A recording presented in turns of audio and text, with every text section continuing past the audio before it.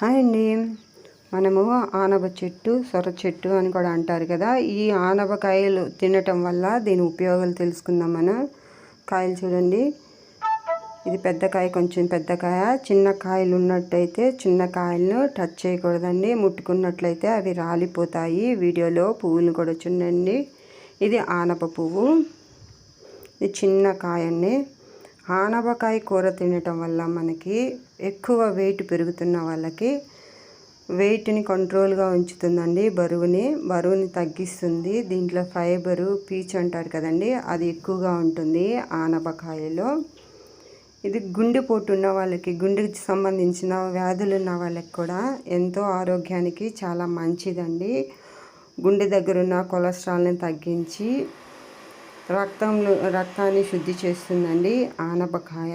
పచ్చికాయ కూడా తినవచ్చండి, కూర వండుకొనే కాదు, సలాడ్లా కూడా మనం తినచ్చు. ఏరు చూడండి ఎంత పెద్దగా ఉందో ఏరు.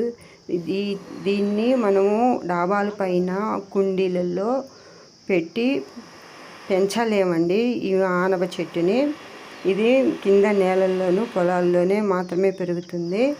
డాబాల పైన పెంచే మొక్క మాత్రం కాదండి ఆనప చెట్టు. ఎక్కువగా హీట్, ఎవరికైతే శరీరం ఎక్కువ హీట్గా ఉంటుందో వాళ్ళు కూడా ఇది తిన్నట్లయితే శరీరాన్ని చల్లపరుస్తుంది, చల్లగా ఉంచుతుందండి ఆనపకాయ. ఆనప కూర, ఎక్కువగా ఆనప కూరని ఇష్టపడరు. ఇప్పుడిప్పుడే కాయలు వస్తున్నాయి.